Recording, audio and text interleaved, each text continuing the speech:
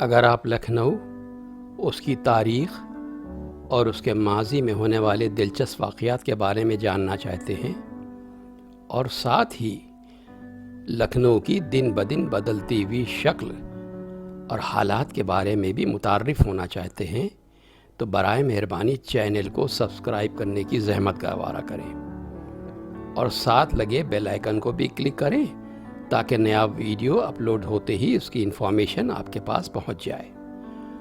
لکھنؤ کے گلی کوچے کی نویں کڑی میں اب پیش ہے کشمیری محلے کے بارے میں کچھ باتیں۔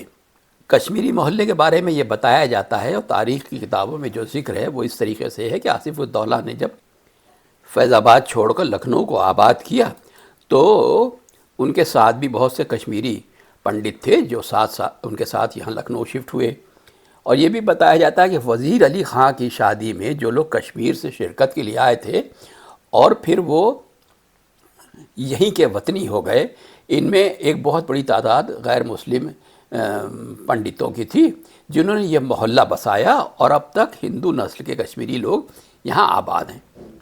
حکومت کا عدل و انصاف فرقہ وارانہ جذبات کا خلا خامہ ہو چکا تھا، اس لیے رفتہ رفتہ محلے میں مسلمانوں کی آبادی بھی بڑھی، اور اس وقت جو آثار قدیمہ ہیں وہ بہت ہی امپورٹنٹ ہیں۔ لیکن آثار قدیمہ کی بات کرنے سے پہلے یہ بتا دینا ضروری ہے کہ چوک سے آگے بڑھ کر دوسرا تاریخی مرکز جو ہے کشمیری محلہ ہی ہے۔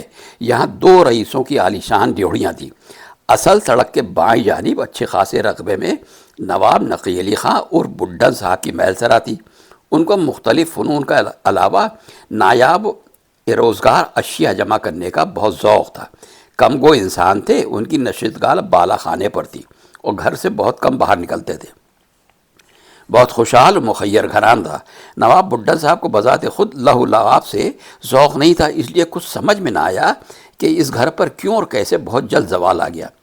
ہو سکتا ہے کہ یہ تباہی خاندان میں اندرونی اختلافات اور باہم دیگر مقدمہ بازیوں کا نتیجہ رہی ہو۔ اسی محل سرا کے کچھ آگے داہنی جانب بہت بڑی املاک اور محل سرا نواب سلطان علی خان اور باسو صاحب کی تھی۔ وہ نفیس طبیعت کے مالک اور بہت نیک نفیس انسان تھے۔ شعر و ادب کا ذوق تھا اور احباب پرست تھے۔ لباس اور طعام میں بھی بہت اچھا مذاق تھا۔ ان کی محل سرا کا ایک قابل لحاظ حصہ ابھی تک محفوظ ہے اور ان کے اخلاق میں ہونہار لوگ اپنے بزرگوں کا نام زندہ رکھنے کی کوشش کر رہے ہیں۔ زمانہ بہرحال سازگار نہیں رہا۔ اسی محلے میں ایک جلیل القدر ہستی نواب ذکی علی خان حاطف کی تھی۔ بےحد خوش گفتار، خلیق اور بامروت بزرگ تھے۔ ریاست کے ساتھ علم و ادب کے بھی مالک تھے۔ بلند پایہ ادیب اور خوشگو شاعر تھے۔ بہرحال زوال تو چونکہ لکھنؤ کی تہذیب پہ، لکھنؤ کے حکومتوں پہ آنا شروع ہو گیا تھا اور اس میں سے کوئی بچا نہیں۔ اس زوال کا اثر معاشرے کے تقریباً ہر شخص پہ پڑا۔ اب یہاں پر ایک باولی حیدر بیگ ہے۔ فتح پور سیگرے کا فاضل مؤلف تحقیق لفظ کے سلسلے میں رقم تراز ہے کہ اکثر لوگوں کا خیال ہے کہ باولی کا لفظ اصل میں بابری تھا، جس کا رواج شہنشاہ بابر کے وقت سے ہوا، لیکن یہ خیال صحیح نہیں ہے بلکہ غلط ہے۔ باولیاں عہد بابر سے پہلے ملک میں تھیں۔ پہلے انہیں بائیں یا دائیں کہا کرتے تھے۔ ابن بطوطہ نے اپنے سفر نامے میں یہ لفظ استعمال کیا ہے۔ بابر نے بھی اپنے سفر نامے میں لکھا ہے کہ ہندوستان میں جا بجا زینے دار یعنی دائیں بائیں باولیاں تھیں، لیکن باولی کا لفظ اصل میں باہولی تھا۔ باہلا اس چشمے کو کہتے ہیں جو فوارے کی مانند زمین سے زور سے نکلتا ہے۔ تاریخ لکھنؤ میں کئی جگہ آپ کو باولیاں ملیں گی۔ یہ کنواں حیدر بیگ کا بنوایا ہوا ہے اور عمارت کا کھنڈر ابھی تک موجود ہے۔ نواب امیر الدولہ حیدر بیگ اپنے اور نور بیگ وزارت صفدر جنگ میں کابل سے ہندوستان آئے۔ سلطان پور میں جو عزت حاصل کی اس کا ذکر تاریخ کی کئی کتابوں میں مل چکا ہے۔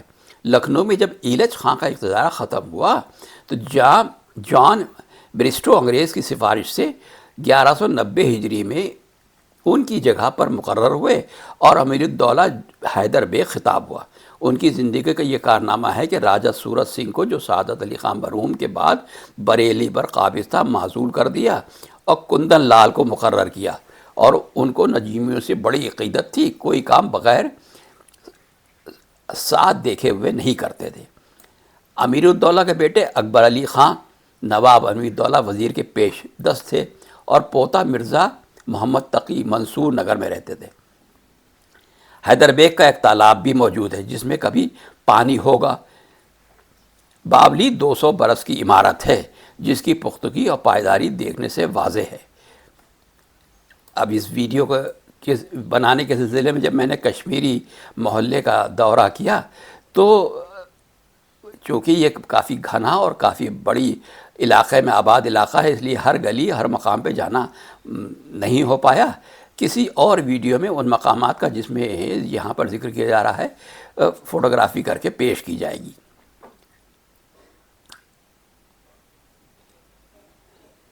لیکن بارہ دری حیدر بیگ کی ایک دیوار بہت سے لوگوں نے دیکھی ہے، اور اس کے بارے میں کہا جاتا ہے کہ وہ اتنی چوڑی ہے کہ اس پر کھٹولا بچھایا جا سکتا ہے، اور اس دیوار کے محاذ میں کوٹھے پر ایک چھوٹی سی مسجد اسی وقت کی ہے جو مسجد خانہ ہے۔ مطبع سبحانی یعنی سبحانی پریس مسیح الزماں پسر نور محمد نے اس محلے میں ایک چھاپا خانہ کھولا۔ 1264 ہجری کے مطبوعات اور درسیات بہترین طریقے پر چھاپے جاتے تھے۔ یہ رسالہ عہد شاہی کے طباعتی خصوصیات کے حامل تھے۔ کشور گنج تاج آرا بیگم دختر نواب حسین دین خان مرحوم کا آباد کردہ علاقہ اس وقت بالکل ویران ہے۔ یہ خاتون آخری تاجدار اودھ کی ماں تھیں۔ ان کے مورث اعلیٰ وزراء دہلی کی نسل تھے۔ جب بادشاہ چہارم حضرت امجد علی شاہ کی رفیقہ حیات ہوئی تو عقد کے بعد ملکہ کشور کا خطاب ملا۔ بڑی شاندار زندگی بسر کی۔ انقلاب سلطنت کے بعد مصائب کا شکار ہوئی، اور جاؤ ہرشم اس طرح مسافرت میں ختم ہوا کہ انقلاب سلطنت کے بعد بیٹے یعنی واجد علی شاہ کی خاطر لندن روانہ ہوئی، اور وہیں پر ان کا انتقال ہوا، اور ان کی قبر فرانس میں کسی مقام پر موجود ہے۔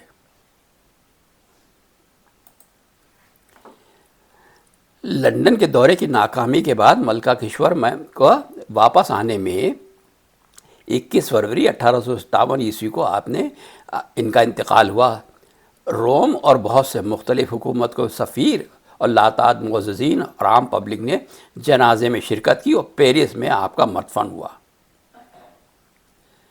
کشمیری محلہ میں جو چوک سے جاتے وقت بائیں ہاتھ کی طرف ایک چھوٹی مگر خوبصورت مسجد موجود ہے۔ جمعہ مسجد کے بعد اس سے بہتر مسجد بنوانا بیگمات اودھ کے تصور میں نہ تھا، اور پھر خلوص نیت میں بھی فرق آ جاتا ہے۔ اس لیے مادر شاہ نے یہ مسجد بنوائی جو قبولیت کی منزل سے قریب رہی۔ گرد و پیش کی کچھ عمارات بھی جو کھنڈرات کی شکل میں ہیں موجود ہیں۔ نیچے دکانیں ہیں۔ جو لوگ نہیں جانتے ہیں وہ اس کو نواب محمد ہادی کی مسجد کہتے ہیں، لیکن یہ ملکہ کشور کی بنائی ہوئی مسجد ہے۔ گندھی کی مسجد انگوری باغ کے قریب سڑک کے داہنی طرف ایک چھوٹی سی مسجد ہے جس کے پہلو پر دیوار قبلہ سے قریب شیشی اور کنسٹر کانپ چونے کا بنا ہوا ہے۔ یہ کسی تیل اور عطر بیچنے والے کی یادگار ہے۔ حال ہی میں اہل محلہ نے اس کی مرمت کروائی ہے۔ رفیق الدولہ کا پھاٹک آپ حضرت محمد علی شاہ بادشاہ کے مصاحب خاص تھے۔ مزاج میں غریب پروری تھی، اور وزارت کی خبر شہر میں گرم تھی، اور وہ متمنی بھی تھے۔ 5 بیٹے چھوڑ کر دنیا سے گزرے۔ صاحبزادوں کو 3-3 لاکھ روپیہ ترکہ میں ملا۔ ایک بیٹے کا نواب بندگاہ تھا۔ تخت نشینی کے بعد شاہ نے فرمایا اپنے بیٹے کو کبھی نہیں لاتے۔ عرض کیا قبلہ عالم اس کا دماغ خراب ہے، اور واقعی وہ مال خولیہ میں مبتلا تھے۔ حزب الطلب سمجھا بجھا کر دربار میں لائے۔ اشرفیہ نظر کرنے کا وقت آیا تو باپ کی حسب ہدایت نظر دی، مگر جب بادشاہ نے ہاتھ رکھا تو ایک سخت لفظ کہہ کر بولے، لے گیا۔ ہاتھ سمیٹ لیا۔ رفیق الدولہ مارے خوف کے تھر تھر کانپنے لگے۔ بادشاہ نے فرمایا وہ تو پاگل ہے، میں تو پاگل نہیں ہوں، یہ کہہ کر علاوہ 7 پارچے کی خلعت کے ایک رقم جو 1.25 لاکھ بتائی جاتی ہے مٹھائی کھانے کو دی۔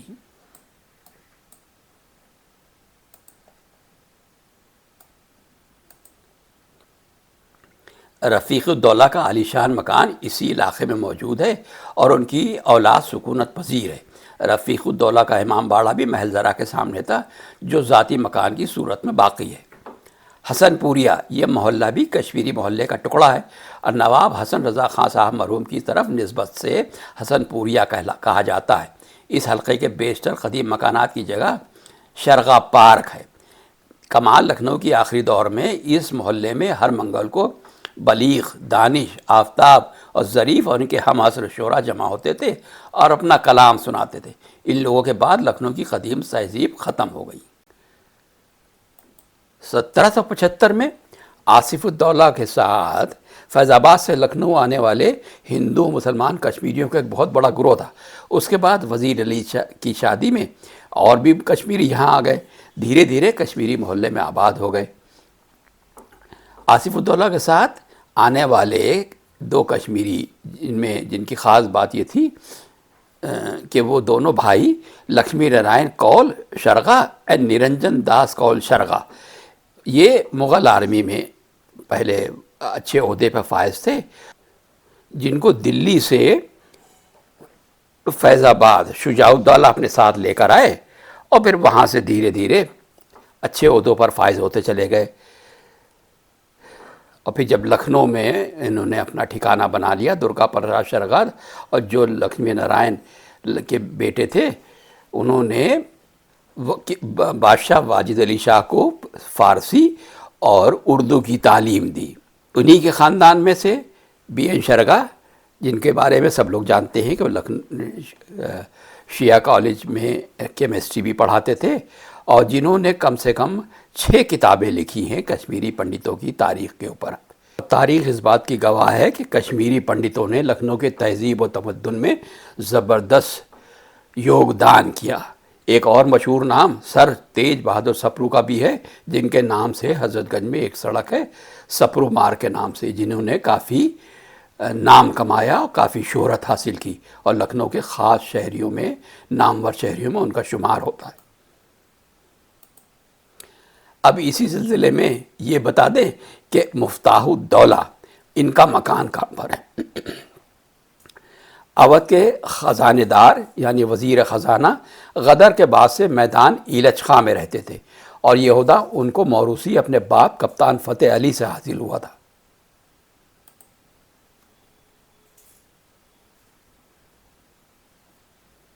یہ وہی پامرد اور وفادار انسان تھا جس نے انگریزوں کو شاہی خزانہ نہ بتایا، اور توپ کے منہ پر بندھوائے جانے پر بھی انگریز ان سے راز اگلوانے میں کامیاب نہ ہوئے۔ مشہور ہو کہ خزانہ 2 حصوں میں تقسیم تھا، جورا بہورا۔ جورا ملکی، سیاسی اور ذاتی ضرورتوں پر خاندان شاہی کے خرچے کے لیے استعمال ہوتا تھا، اور بہورا فکس ڈپازٹ تھا، وہ تاحال محفوظ ہے۔ اس کے بارے میں ابھی تک کسی کو کچھ پتہ نہیں کہاں پر ہے، کس مقام پر دفن ہے، اور وہاں تک کوئی نہیں پہنچ سکا۔ مفتاح الدولہ کا وہ مکان جس میں ان کے صاحبزادے مخزن الدولہ رہتے تھے، 50 برس پہلے کچھ لوگوں نے دیکھا تھا۔ ایک کھپریل تھی اور شاید ایک دالان۔ مخزن الدولہ بہت بوڑھے مگر خوبصورت اور حسین تھے، گوری رنگت، شہاب ایسا رنگ، نورانی چہرہ، خشخشی داڑھی۔ عوام میں شہرت ہے کہ واجد علی شاہ کلکتہ جانے کے بعد بھی بھیس بدل کر لکھنؤ آئے اور یہاں سے جواہرات لے کر مٹیا بجھ گئے، اور مخزن الدولہ نے اسی گھر سے ان کی ضرورتیں پوری کر دیں۔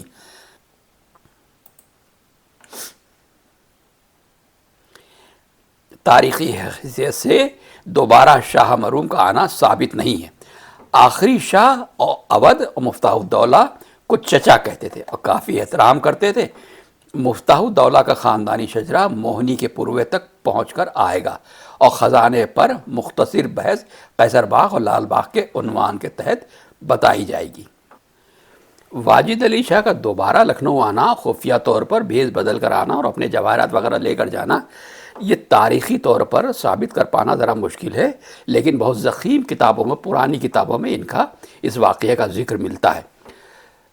تو یہ تھی جناب کشمیری محلے کی تاریخی اہمیت، اور آج پتہ نہیں یہاں کے رہنے والے ان باتوں سے واقف ہے کہ نہیں ہے، لیکن کشمیری محلہ لکھنؤ کی ایک شاندار یاد کو اپنے اندر چھپائے ہوئے ہیں۔